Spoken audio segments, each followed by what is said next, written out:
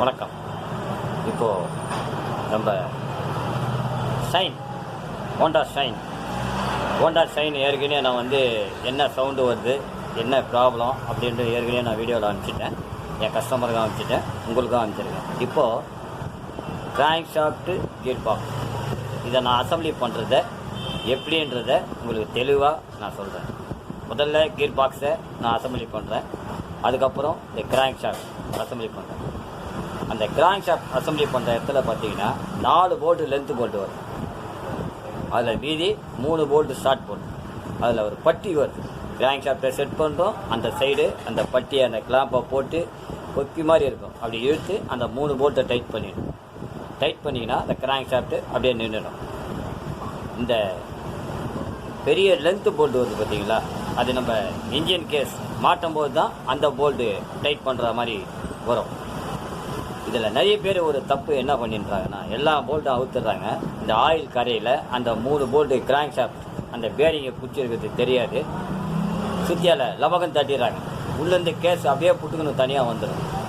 இது ஒரு நபர் என்கிட்ட கேட்டிருந்தார், சார் எப்படி சார் இந்த கிராங்க் ஷாஃப்ட்டை எப்படி கயிற்றுது சைனில் அப்படின்னு சொல்லி எனக்கு தகவல் எனக்கு அனுப்பிச்சிருந்தாரு. அவருக்கு இந்த கொஸ்டின் அவருக்கு நான் சொல்கிறேன். அந்த 3 போல்ட்டு பட்டி கிளாம் மாதிரி 3 போல்ட்டு வரும். அது வீடியோவில் பாருங்கள். அந்த 3 போல்ட்டும் அவுத்தா தான் கிராங்க் ஷாஃப்ட் வரும். அதுக்கப்புறம் உள்ளே இருக்கிற இன்ஜின் கேஸ் எல்லா ஸ்க்ரூவும் நீங்கள் கட்டினா தான் இன்ஜின் கேஸ் அழகாக மூடிட்டு பிறகுற மாதிரி அழகாக வரும். இல்லைன்னா நீங்கள் எல்லா போல்ட்டும் கட்டிட்டு கிளச்சு சைடாண்ட ஒரு போல்ட்டு ஒன்று வரும். அதாவது மேலே போரு கீழே பார்த்தீங்கன்னா ரைட் ஹேண்ட் சைடாண்ட கிளச்சி அந்த சைடில் பாருங்கள் ஒரு 10 போல்ட்டு வரும். அதை மறந்துடுவீங்க, லோட்டுன்னு தட்டுவீங்க, ஆனால் கேஸ் வராது. சப்போஸ் இந்த மாதிரி எல்லாத்தையும் பார்த்து அழகாக கட்டி அந்த கேஸை அழகாக ரிமூவ் பண்ணுங்கள். அப்படி தெரியல என் வீடியோவில் பாருங்கள், எல்லாமே தெளிவாக நான் கொடுத்துருக்கேன். Honda shine. இந்த ஷைன் பொறுத்தவரைலாம் பார்த்தீங்கன்னா அருமையான வண்டி. அதை நான் எப்படி க்ளீன் பண்ணுறேன், நான் எப்படி மாற்றுறேன், என்னென்ன பண்ணுறேன் அப்படின்றத ரொம்ப தெளிவாக அழகாக பண்ணியிருக்கேன். பாருங்கள். நெக்ஸ்ட் அடுத்தது வீடியோ பார்த்தீங்கன்னா போர், ஹெட்டு, டைமிங் செயின், கிளச் இந்த 3மே செட்டாக வரும். இந்த 3 செட்டாக வர்றத முதல்ல வந்து நான் கிளச்சியை தனியாக ஒரு பார்ட்டு அனுப்பிச்சிடுவேன். அதுக்கப்புறம் ஹெட்டு போர் மாற்றுறது அது ஒரு பார்ட்டு, டைமிங் செயின் மாற்றுறது, டைமிங் எப்படி வைக்கிறதுன்னு அது ஒரு பார்ட். இந்த மாதிரி எல்லாமே தனித்தனியாக வந்துடும். ஸோ எல்லாமே சேர்த்து ஒரு பார்ட். ஏன்னா நிறைய பேர் இது எங்கெங்கே இந்த வீடியோ இருக்குன்னு நிறைய பேர் தேடுறாங்க. இந்த மாதிரி கஸ்டமர் என்கிட்ட கேட்டிருக்காங்க.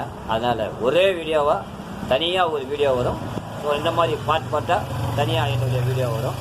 அதை பாருங்கள். சைனை பற்றி பக்காவாக தெளிவாக என்ன பண்ணால் என்ன வரும் அப்படின்றத நான் எல்லாமே தெளிவாக கொடுத்துருக்கேன். இதை பாருங்கள், உங்களுக்கே அருமையாக இருக்கும். நன்றி, வணக்கம். ஹோண்டா ஷைன் கேஸு நாவுமா இந்த ஹோல்ஸை க்ளீன் பண்ணோம். இங்கே பாருங்கள் எவ்வளோ அழுக்கு வருது பாருங்கள். இது வந்து நம்ம சுத்தமாக க்ளீன் பண்ணோம் பெட்ரோலில். இந்த மாதிரி க்ளீன் பண்ணால் தான் வண்டி நல்லாயிருக்கும். ஆயில் பர்ஃபார்மன்ஸுன்னு லூப்ளிகேஷனு நல்லாயிருக்கும். இல்லைன்னா உங்களுக்கு பார்த்தீங்கன்னா அந்த அழுக்கு தான் வரும் உங்களுக்கு. இதை நாவுமா இந்த இடத்துல பெட்ரோலில் நல்லா அடித்து க்ளீன் பண்ணோம். இது ரொம்ப முக்கியம். இந்த ஹோல்ஸு இப்போ வந்து இது மெயின் ஷாஃப்ட்டு, இது அடுத்தது சின்ன ஷாஃப்ட்டு, இந்த டாக்கு, இந்த வீலு, நம்ம கீர் பாக்ஸு, ஷைனு ரொம்ப ஈஸியான மெத்தடில் நம்ம மாட்டலாம். முதல்ல உங்களுக்கு காட்டுற பாருங்க.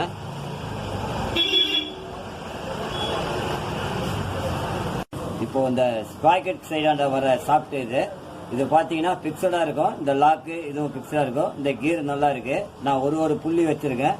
இந்த ஒரு புள்ளி வர வந்து லெஃப்ட் ஹேண்ட் சைடில் வரும். முதல்ல இந்த புஷ்அப் போட்டுங்க. புஷ்அப் போட்டு இந்த ஒரு புள்ளி வச்சிருக்கேன் பாருங்க, அப்படியே மேல் பக்கம்.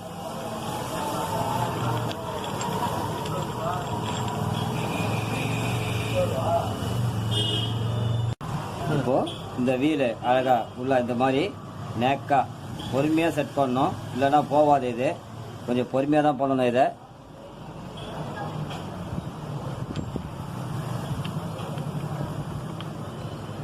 இப்போது வீல் உட்காந்துருச்சு, செட் ஆகிடுது. அடுத்தது இந்த வாசரை வச்சுட்டு அதுக்கப்புறம் இது உள்ள செட் பண்ணிங்க. செட் பண்ணினீங்கன்னா கரெக்டாக எல்லாத்துக்குமே நான் ஒரு புள்ளி வச்சுருக்கேன். இந்த சைடு ஒரு புள்ளி வச்சுருக்கேன் லெஃப்ட் ஹேண்ட் சைடில். இதுதான் உங்களுக்கு ரொம்ப முக்கியமானது. இந்த ஷாப்பில் ஒரு வாசர் வரும், அடுத்தது இந்த புஷ்ஷு வரும், புஷ்ஷுக்கு அப்புறம் இந்த கீர் வரும், இந்த கீருக்கு அப்புறம் இந்த வாசர் வரும். அழகாக உள்ள செட் பண்ணிங்க, அழகாக உள்ள செட் ஆகிடும். இது எல்லாத்துக்குமே நான் 2 மார்க் பண்ணியிருக்கேன். ஈஸியாக நீங்கள் கண்டுபிடிச்சிடலாம் இதை. இப்போது அடுத்தது இந்த டாக், இதை பார்த்தீங்கன்னா நான் 2 மார்க் வச்சுருப்பேன். கரெக்டாக ஈஸியாக இந்த மாதிரி நீங்கள் மாட்டிக்கலாம். இதில் வந்து என்ன ஒரு விஷயம்னா, இந்த பக்கம் மெலிசாக இருக்கும், இந்த பக்கம் அகலமாக இருக்கும். அகலமாக இருக்குது உள் சைடு போகணும். கரெக்டாக இதை மார்க் பண்ணியிருக்கோம் பாருங்கள். 2 இது 2 இது 2 அழகாக மார்க்கிங்கில் இருக்கும். அடுத்தது இந்த வீலு, அதே மாதிரி இந்த டாக்கு இப்போ அழகாக இதுக்குள்ளே செட் ஆகிடும். இது பார்த்தீங்கன்னா மெலிசாக இருக்குது, இது அகலமாக இருக்குது, மேலே வரும்.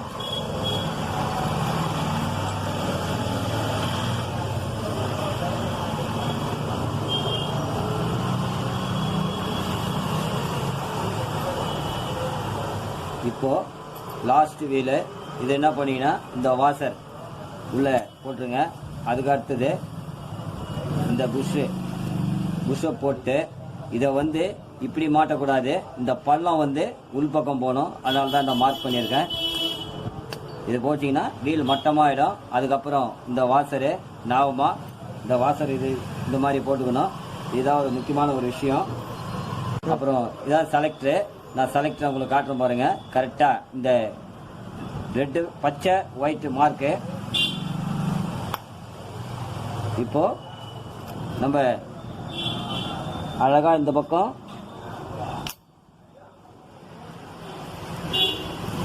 கரெக்டாக இந்த பக்கம் மார்க் பண்ணியிருக்கேன். ஒரு 2 புள்ளி அதுக்கு நேராக இந்த டாக் மாட்டிங்க.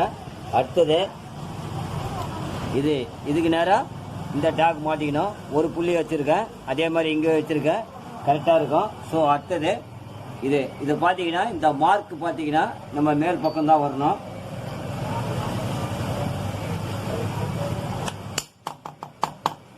அதே மாதிரி இந்த பின்னும் மார்க்கு மேல் பக்கம் தான் வரும்.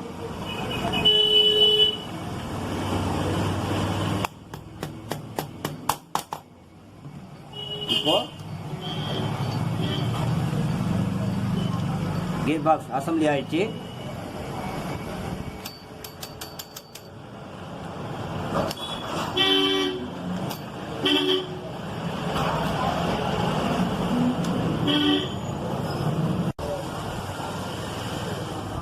இப்போ இந்த வீலு 2 மார்க்கு, இந்த டாக்கு 2 மார்க்கு, இந்த கேஸ்லயும் 2 மார்க் வச்சிருக்கேன், இந்த ஓரமும் 2 மார்க் வச்சிருக்கேன். அதே மாதிரி இந்த பக்கம் பச்சை கலர் மார்க் பண்ணியிருக்கேன், இதையும் மார்க் பண்ணியிருக்கேன். அதே மாதிரி இந்த லெஃப்ட் ஹேண்ட் சைடில் பார்த்தீங்கன்னா இந்த டாக்லேயும் ஒரு மார்க் பண்ணியிருக்கேன், அதே மாதிரி இதுலேயும் ஒரு மார்க் பண்ணியிருக்கேன். இந்த மாதிரி மார்க் பண்ணி நீங்கள் கழட்டி மாட்டிங்கன்னா கீர் பாக்ஸு ஈஸியாக செட் பண்ணிடலாம். இதான் ஈஸியாக நம்ம செட் பண்ணிடலாம். இப்போ நியூட்ரல் இருக்குது கரெக்டாக.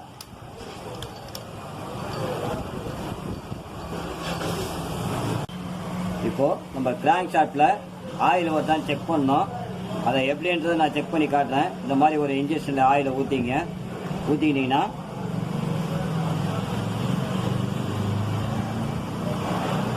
இந்த மாதிரி ஃபுல்லாக அடிச்சிக்கின்னு இப்போது நான் உங்களுக்கு காட்டுறேன் பாருங்கள்.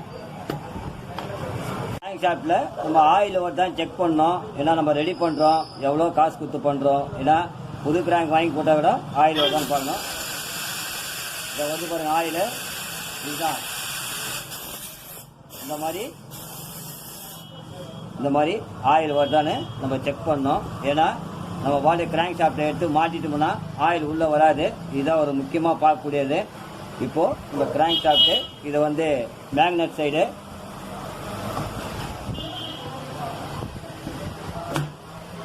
இப்போது கிராங்க் ஷாஃப்ட்டு நம்ம செட் பண்ணியாச்சு, கீர் பாக்ஸ் செட் பண்ணியாச்சு. இப்போ கிராங்க் ஷாஃப்ட்டு நம்ம இப்போ வந்து அந்த சைடு நான் எல்லா போல் நட்டும் போட்டு உங்களுக்கு காட்டுறேன் பாருங்கள்.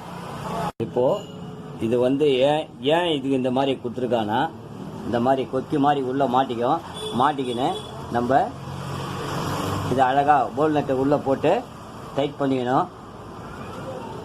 இந்த பேரிங்கை இழுத்து பிடிக்கிறதுக்காக தான் இதை உள்ளே கொடுக்கறது. இது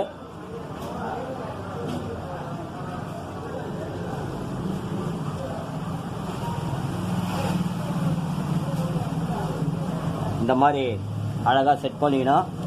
ஏன்னா இந்த பேரிங் உள்ளே பிடிக்கிறதுக்காக இந்த கிளாம்பு கொடுத்துருக்காங்க. நீங்கள் எந்த காரணத்தை கொண்டும் இந்த 3 போல்ட்டை கைட்லனா வண்டி கேஸு துண்டாக உடஞ்சிரும். இந்த 3 போல்ட்டை நீங்கள் கம்பல்சரி கழட்டி ஆகணும். இன்ஜின் ஸ்க்ரூ இதில் வர்ற எல்லா ஸ்க்ரூவும் நீங்கள் கழட்டிடணும். கழட்டினா தான் இது கிராங்க் ஷாஃப்ட்டு வெளியே வரும். இந்த 3 போல்ட்டு கண்டிப்பாக நீங்கள் கழட்டியே ஆகணும். ஏன்னா இதில் தான் பேரிங் வந்து உள்ளே பிடிச்சிக்கும். ரொம்ப ஜாக்கிரதையாக இது மாதிரி நிறைய கேஸ் உடஞ்சி ப்ராப்ளங்கள் நிறைய ஆயிருக்கு வண்டிங்களுக்கு. ஏன்னா இது முக்கியமாக உங்களுக்கு நான் சொல்கிறேன்.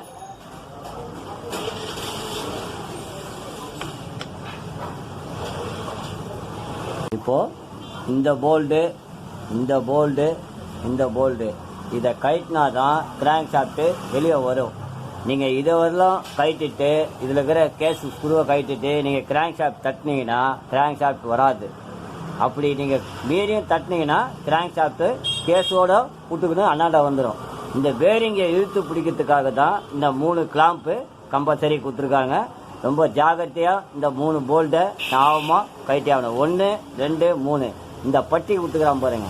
இந்த பட்டி வந்து அதுக்கு தான் அந்த பேரிங்கை இழுத்து பிடிக்கிறதுக்கு ரொம்ப முக்கியமானது. இதை வந்து ஞாபகமாக இதை பண்ணிக்கணும். இதை உங்களுக்கு கிராங்க் ஷாஃப்ட் பண்ணியிருக்கிறது. இந்த கிராங்க் ஷாஃப்ட் தனியாக வராது. அந்த கிளாம்ப் நான் செட் பண்ணி அந்த போட்டிருக்கேன். அதை ஞாபகமாக அந்த 3 பட்டி கழட்டினா தான் கிராங்க் ஷாஃப்ட் வெளியே வரும். இதுதான் ஒரு கியர் பாக்ஸ் அசம்பிளி. இப்போ வண்டி நியூட்ரலில் இருக்குது. இதுதான் கியர் பாக்ஸ் ஒரு அசம்பிளி பண்ணக்கூடியது. இப்போது மெயினாக இதில் ஒரு கவனிக்க வேண்டியது என்னன்னா, இந்த 2 புஷ்ஷும் ஞாபகமாக போடணும். 1 2 இன்ஜின் கேஸ் சென்டர் வர்றதுக்காக இதை போடணும். இப்போ நான் லப்பர் பேண்ட் அவுக்குறேன். அவுத்துட்டு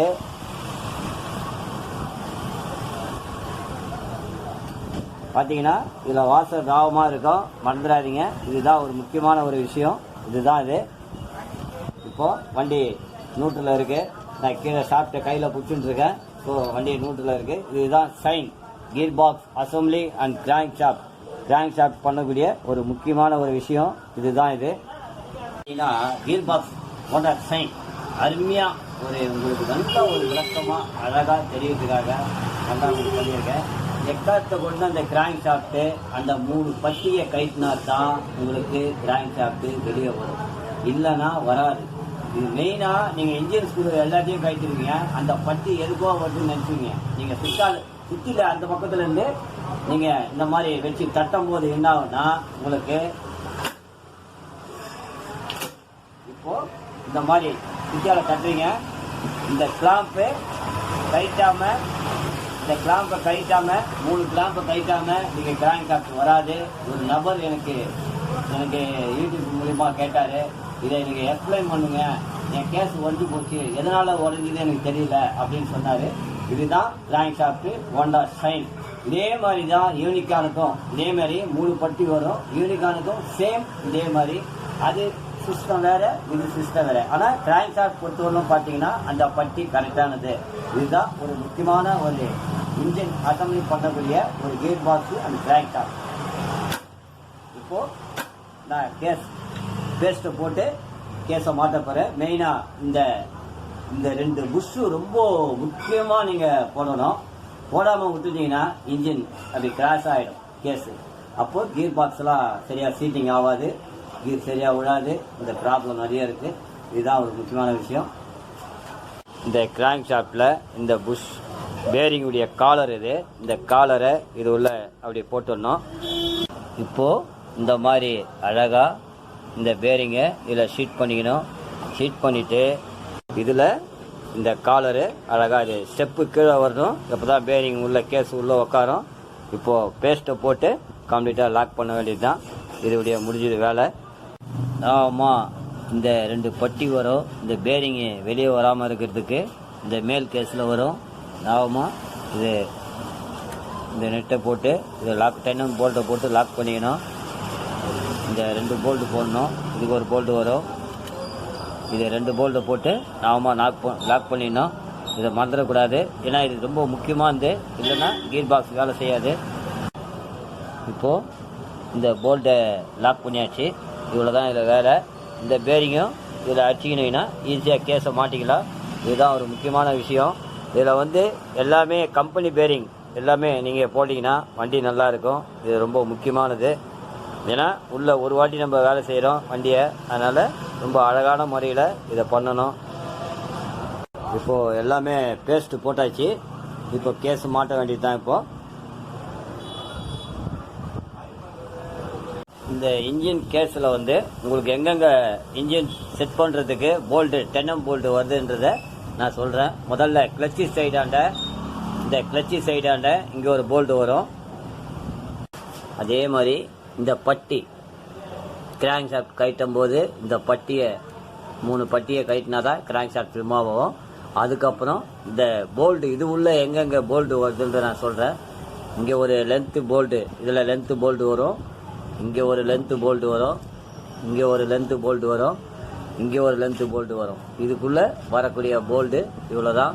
ஸோ இந்த சைடு இந்த ஸ்பாக்கெட் சைடாண்ட பார்த்தீங்கன்னா மேலே இங்கே இந்த மேலே ஒன்று. ஸோ இது உள்ள இங்கே ஒன்று இருக்குது. அதே மாதிரி இந்த இடத்துல ஒன்று வருது. அதே மாதிரி இங்கே உள்ள இது வந்து லென்த்து. இந்த போல்ட்டு பார்த்தீங்கன்னா லென்த்தாக வரும். லென்த்து போல்ட்டு இங்கே வந்து லென்த்து போல்ட்டு வரும். அதே மாதிரி இங்கே ஒரு போல்ட்டு வருது. அடுத்தது இங்கே ஒன்று வருது. அடுத்தது இங்கே ஒரு போல்ட்டு வருது. ஸோ இந்த இடத்துல பார்த்தீங்கன்னா 2 போல்ட்டு வருது. இவ்வளோவும் இது வரக்கூடிய போல்ட்டு இன்ஜினில் இவ்வளோ தான். இந்த போல்ட்டை நீங்கள் கயிட்டினா தான் கிராங்க் ஷாஃப்ட்டு ரிமூவ் பண்ண முடியும். நீங்கள் எல்லாத்தையும் கயிட்டுட்டு இந்த 3 போல்ட்டு மட்டும் நீங்கள் விட்டுட்டிங்கன்னா கிராங்க் ஷாஃப்ட்டு ரிமூவ் பண்ண முடியாது. தயவு செய்து இதை ஞாபகமாக இதை கயிட்டிங்க. ஈஸியாக கிராங்க் ஷாஃப்ட் வெளியே வந்துடும். கேஸ் அழுக்காக அப்படியே நம்ம ஈஸியாக அப்படியே ஒரு தலையில் கேப் கட்டுற மாதிரி அழகாக வந்துடும் இந்த கேஸ்லாம். இதுதான் பண்ணக்கூடிய ஒரு விஷயம்.